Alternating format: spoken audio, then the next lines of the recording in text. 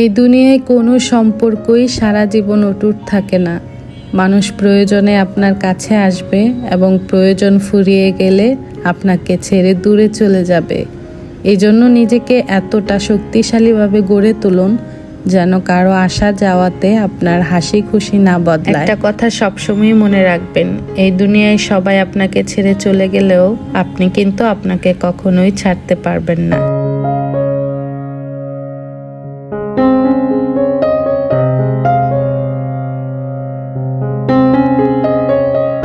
Hello everyone, আসসালামু আলাইকুম।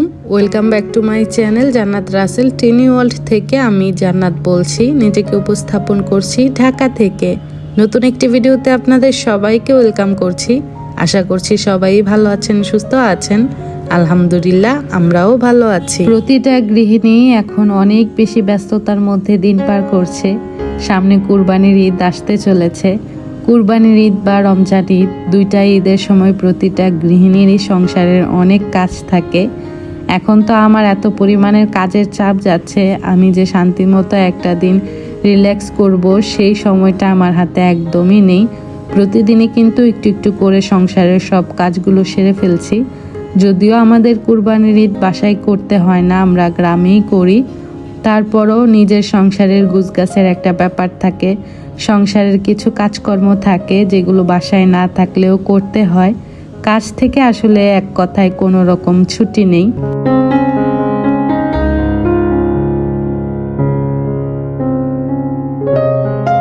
আমাদের বাসায় সবসময় মাছের বাজার দেখা যায় সন্ধ্যার পর করা হয় বা রাতে করা হয়। যখন রাতের বেলা মাছ আনে তখন আর মাছগুলোকে কাটতে পারি না, আমি ফ্রিজে রেখে দিই। তারপরের দিন নামিয়ে খালাকে দিয়ে কাটিয়ে ফেলি। তো খালা হচ্ছে মাছগুলো কেটে দিয়েছে, মাছগুলো এখন বক্সে করে রেখে দিব। ঈদের আগে আমাদের এখানেই বাজার শেষ, আর কোনো রকম মাছের বাজার করা হবে না। দেখা যাবে এই মাছগুলো ঈদের পর অনেক থেকে যাবে। তানজিমের বাবা গ্রামে গিয়েছিল, সেখান থেকে এই মাছগুলো নিয়ে আসছে। আমার শাশুড়ি আর যা মিলে বড় মাছগুলো কেটে দিয়েছে, আর শিং মাছগুলো বালতিতে করে পানি দিয়ে নিয়ে আসছে। মাছগুলো জ্যান্তই আছে, কিছু কেটে ফেলেছি যেগুলো 2 দিনের মধ্যে রান্না করে ফেলবো, আর কিছু এভাবেই রেখে দিয়েছি। তানজিমের বাবা আবার টাটকা খাবারটা বেশি পছন্দ করে, উনি আবার ফ্রিজের খাবার একদমই খেতে চায় না। যারা যারা ভিডিওটি দেখা শুরু করেছেন, লাইক দিতে ভুলে গেছেন, প্লিজ একটি লাইক দিয়ে ভিডিওটি দেখা কন্টিনিউ করবেন। আর যারা নতুন আজকে আমার চ্যানেলটি ভিজিট করছেন, আমার ভিডিওটি প্রথম দেখছেন, চাইলেই চ্যানেলটি সাবস্ক্রাইব করে আমার এই চ্যানেলের সঙ্গেই থেকে যেতে পারেন। পাশে থাকা বেল আইকনটায় ক্লিক করে দিতে পারেন, সেক্ষেত্রে আমি কোনো নতুন ভিডিও ছাড়লে আপনার কাছে সঙ্গে সঙ্গে পৌঁছে যাবে। আপনি আপনার সময় সুযোগ করে ভিডিওটি দেখে নিতে পারবেন।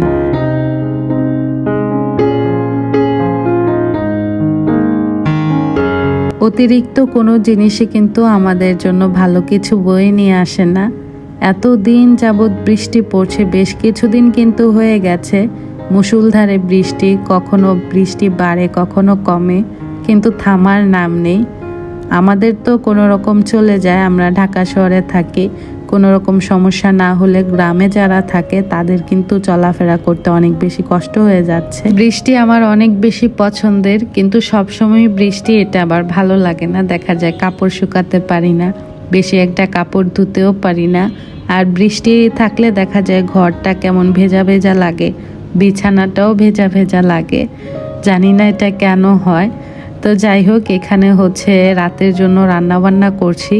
দুপুরে রান্নাবান্না অলরেডি আমি অফ ক্যামেরায় করে ফেলেছি, দুপুরের খাওয়াও হয়ে গেছে। এখন রাতের জন্য রান্না বান্না করছি। আজকে রান্না বান্নাটা আমি একটু তাড়াতাড়ি করার চেষ্টা করছি। আজকে আমি রান্নাঘরের কাজ করব, রান্নাঘরটা একটু ক্লিন করব। যদিও রান্নাঘর ক্লিন আছে, তারপরও ঈদের ঝাড়াঝাড়ি বা মোছামুছির একটা ব্যাপার থাকে, সেটাই করব আর কি। তো এখানে আমি পাট শাক ভাজি করছি, আর মাছগুলো ফ্রাই করে নিয়েছি। আর কিছু মুরগির হাত পা, ঘিলা কলিজা আছে যেগুলোকে লটপটি বলে, সেগুলো দিয়ে বুটের ডাল দিয়ে আর কি রান্না করব। আর তানজিমের বাবার জন্য শিং মাছগুলো ভুনা করছি।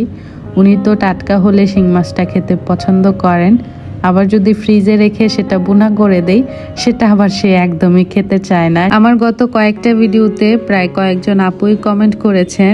তাদের কমেন্টগুলো ছিল এমন যে, আপু আপনার প্রতিটা ভিডিও দেখলে কাজের প্রতি উৎসাহ বাড়ে, যখন সংসারে কাজ করতে আলসামি লাগে তখন আপনার ভিডিওগুলো দেখলে কাজের প্রতি একটা এনার্জি পাই। তো সেই সব আপুদের জন্য অনেক অনেক ধন্যবাদ এবং মন থেকে তাদের জন্য অনেক অনেক ভালোবাসা এবং দোয়া। আমাদের সংসারের কাজের কিন্তু কোনো রকম ব্যতিক্রম নেই, প্রতিদিনই কিন্তু একই কাজ করতে হয়। ঘর মোছো, কাপড় ধোও, রান্না করো, বাচ্চাদের যত্ন করো, একই কাজ কিন্তু আমরা প্রতিদিন করে থাকি। তো একই কাজ করার কারণে দেখা যায় কি কাজের প্রতি একটা একঘেয়ামি চলে আসে, একঘেয়ামির কারণে দেখা যায় আলসেমিও চলে আসে।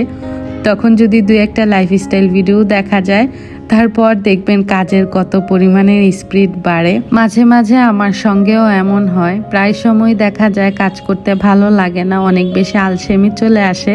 তখন কিন্তু আমি আমার ভিডিওগুলো দেখি, আমার ভিডিও দেখলে আমি কাজের প্রতি অনেক বেশি এনার্জি পাই। আপনাদের যাদের কাজ করতে আলসেমি লাগে, কাজ করতে ভালো লাগে না, কোনো রকম কাজে এনার্জি পান না, তারা কিন্তু চাইলেই আমার ভিডিওগুলো বা লাইফস্টাইল ভিডিওগুলো দেখতে পারেন।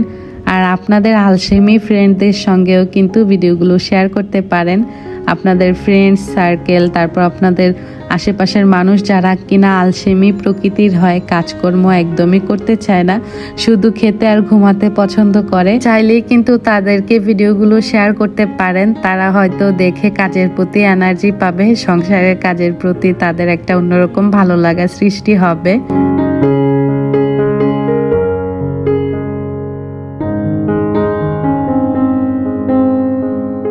রান্নাবান্না শেষ করে ফেলেছি, এখন রান্নাঘরটাকে ভালো করে পরিষ্কার করে ফেলবো। প্রথমেই গরম পানি পাউডার দিয়ে আমি সিরামিক্সের জারগুলো ভিজিয়ে রেখেছি যেন তেল কাস্টিগুলো উঠে যায়। প্রতি সপ্তাহে 2-1 বার করে আমি সিরামিক্সের জার এবং কাচের জারগুলো পরিষ্কার করে ফেলি, কোনো রকম তেল কাস্টে আমি জমতে দেই না। প্রতি মাসে একবার আমি রান্নাঘরটা পুরোটা ডিপ ক্লিন করি। এই টাইলসগুলো আমি প্রতি মাসে 1-2 বার করে মুছে ফেলি যেন তেল কাস্টে না জমে। রান্নাঘরে যদি তেল চিটচিটে থাকে সেক্ষেত্রে আমার অনেক বেশি খারাপ লাগে। অপরিষ্কার রান্নাঘর, তেল চিটচিটে রান্নাঘর বা জিনিসপত্র তেল চিটচিটে হয়ে থাকা, সেগুলো আমার একদমই পছন্দ না। যত কষ্টই হোক চেষ্টা করি রান্নাঘরটাকে পরিষ্কার রাখার। আর পরিষ্কার রান্নাঘরে কিন্তু রান্না করতে অনেক বেশি ভালো লাগে। সবকিছুই দেখবেন পরিষ্কার থাকলে মনটাও ভালো লাগে, ফুরফুরে লাগে। যখনই আমি রান্নাঘর পরিষ্কার করি তখন ঘরের কাজগুলো, রান্নাটা আগে শেষ করে ফেলি। ঘরের কাজ, রান্না যদি এলোমেলো রাখি সেক্ষেত্রে কাজেরও এলোমেলো হয়ে যায়। তো চেষ্টা করি আর কি গুছিয়ে কাজ করার। এখন কিন্তু রান্নাঘর ডিপ ক্লিন করলেই আমার কাজ শেষ। আমি বাচ্চাদেরকে খাওয়া দাওয়া করিয়েছি, ঘরের সব কাজ করেছি, এখন খালাকে নিয়ে রান্নাঘরটা পরিষ্কার করছি। এখন যত রাতই হোক আমার আর কোনো রকম টেনশন নেই। আমার কিচেনটা হচ্ছে ওপেন কিচেন, আর আমার কিচেনে কোনো রকম অ্যাডজাস্ট ফ্যান নেই, সেই জন্য সব জিনিসে অনেক বেশি তেল কাস্টে পড়ে থাকে। প্রতিদিন যখন রান্না করি, রান্না শেষে চেষ্টা করি প্রতিটা জার ভালো করে মুছে দেওয়ার। প্রতিটা জার যদি প্রতিদিন মুছে ফেলতে পারি তখন কিন্তু এত ডিপ ক্লিনিং বা ধোয়ার দরকার হয় না। যখন যেই জারের জিনিসটা খালি হয়, খালি হলে জারগুলো ধুয়ে ফেলি, সেই জন্য আমার তত একটা নোংরা হয় না, আর আমার অত ডিপ ক্লিনিংও করতে হয় না। সবসময় পরিষ্কার থাকলে বা জিনিসগুলো পরিষ্কার রাখলে দেখবেন কাজের কিন্তু তত কষ্ট হয় না। আর চুলাটা দেখেন, চুলাটা কিন্তু আমার নোংরা ছিল না, চুলা আমার সবসময় পরিষ্কারই থাকে। তারপরও রান্নাঘরের জিনিসগুলো যেহেতু পরিষ্কার করছি সেজন্য একটু ভালো করে মুছে নিলাম আর কি। ভালো একটা টাওয়াল দিয়ে মুছে নেওয়ার পর টিস্যু দিয়ে মুছে নিচ্ছি। টিস্যু দিয়ে মুছলে হয় কি চুলার উপরে আর পানির দাগটা পড়ে না। চুলা মুছার জন্য সবসময় আলাদা একটা টাওয়াল রাখবেন, আর টাওয়াল না থাকলে নরম একটা সুতির নেকড়া রাখবেন। সেই নেকড়া দিয়ে মুছলে দেখা যাবে চুলাটা একদম ক্লিন থাকবে, কোনো রকম পানির ছাপ পড়বে না। রান্নাঘরের চুলাটাই হচ্ছে মেন। চুলাটা যদি পরিষ্কার থাকে দেখবেন রান্নাঘরটা দেখতেও পরিষ্কার লাগে, ভালো লাগে। আর পরিষ্কার পরিচ্ছন্ন জায়গায় কাজ করলেও কিন্তু মনটা ভালো থাকে। তো আমার হচ্ছে যত কাজ ছিল সব কিছু সেরে ফেলেছি। সবগুলো জার আমি একটা বড় টাওয়াল বিছিয়ে কাউন্টার টপের উপরে এভাবে রেখে দিয়েছি। পানি ঝরে গেলে তারপর সবগুলো জার ভালো করে মুছে রিফিল করে ফেলবো। আমার এই অর্গানাইজারটা আমার অনেক বেশি পছন্দের। এই অর্গানাইজারটাও আমি একটা টাওয়াল দিয়ে ভালো করে মুছে ফেলছি। টাওয়ালটা আমি ভালো করে ধুয়ে সুন্দর করে চিপে নিয়েছি। যেন এক ফোঁটাও পানি না থাকে। এখন সেই টাওয়ালটা দিয়ে ভালো করে এই অর্গানাইজারটা মুছে ফেলছি। আমার মাঝে মাঝে একটা জিনিস মাথায় ধরে না, মানুষের কাজের প্রতি কিভাবে এত আলসেমি লাগে। আমার কেন জানি কাজ করতে অনেক বেশি ভালো লাগে। কাজ করলে আমি নিজেকে সুস্থ রাখতে পারি, কাজের মাধ্যমে আমি মানসিক শান্তি পাই। সত্যি কথা, কাজ করতে আমি অনেক বেশি ভালোবাসি। তো অর্গানাইজারটা আমার পরিষ্কার করা হয়ে গেছে। আমি এখন চুলাটার উপরে ফয়েল পেপার পেঁচিয়ে দিচ্ছি, মানে চুলার যেই চাবিটা বা পাইপটা থাকে সেই জায়গাটার মধ্যে এভাবে ফয়েল পেপারটা আমি একদম মুড়িয়ে দিচ্ছি যেন দেখতে ভালো লাগে। আপনারাও চেষ্টা করবেন আপনাদের চুলার পাশে যেই চাবিটা থাকে সেটার মধ্যে এভাবে ফয়েল পেপার মুড়িয়ে রাখতে। ফয়েল পেপার না থাকলেও আপনারা কিন্তু টিস্যু দিয়েও মুড়ে রাখতে পারেন, সেক্ষেত্রে দেখতে জায়গাটা ভালো লাগে। আর চাবির জায়গাটা কিন্তু অনেক বেশি তেল কাস্টে থাকে, আর এই জায়গাটা কিন্তু পরিষ্কারও করা যায় না।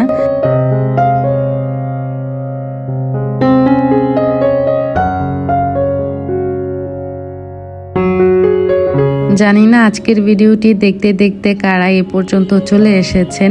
ভিডিওটা আজকে অনেক বেশি বড় হয়ে গেছে। যারা ভালোবেসে ভিডিওটির এই পর্যন্ত আছেন তাদের জন্য সত্যি মন থেকে অনেক অনেক দোয়া এবং ভালোবাসা। যারা প্রতিনিয়ত ভালোবেসে একটু একটু করে আমার পরিবারটা বড় করছেন তাদের জন্য সত্যি মন থেকে অনেক অনেক দোয়া এবং ভালোবাসা। আপনাদের ঋণ আসলে কখনোই শোধ করতে পারবো না। আপনারা আমার পরিবারের একজন হয়েই সারা জীবন থেকে যাবেন। আপনাদেরকে আমি কখনোই ভুলতে পারবো না। প্রতিনিয়ত আপনারা আমাকে এত ভালোবাসা দিয়ে যাচ্ছেন, আমি সত্যি আপনাদের কাছে অনেক বেশি কৃতজ্ঞ থাকবো। যখনই জারের মশলাগুলো শেষ হয়ে যায় সঙ্গে সঙ্গে জারগুলো ধুয়ে মুছে আবার মশলা রিফিল করে ফেলি, কারণ এগুলো রিফিল না থাকলে রান্না করতে আসলে যদি এগুলো খালি থাকে সেক্ষেত্রে সময়টা নষ্ট হয় আর মেজাজটা খারাপ হয়ে যায়।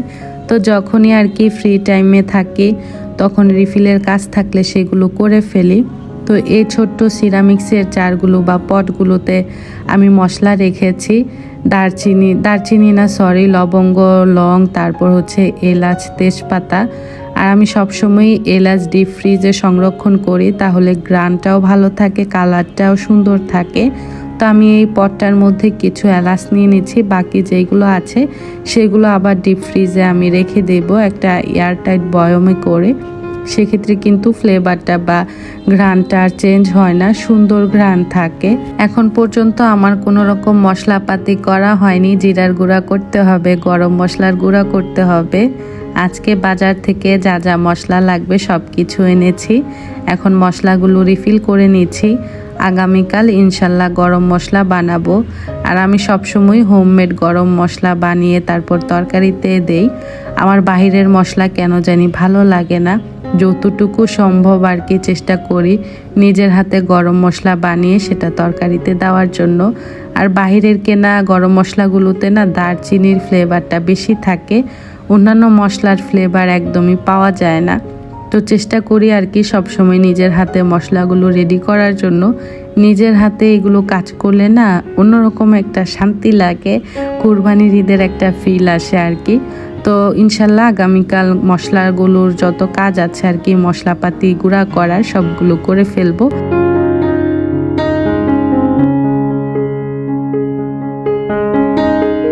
কোন কোন আপুরা কুরবানির ঈদের মশলাপাতি করে ফেলেছেন এবং সংসারের কাজ শেষ করে ফেলেছেন আজকে অবশ্যই কমেন্ট বক্সে জানাবেন।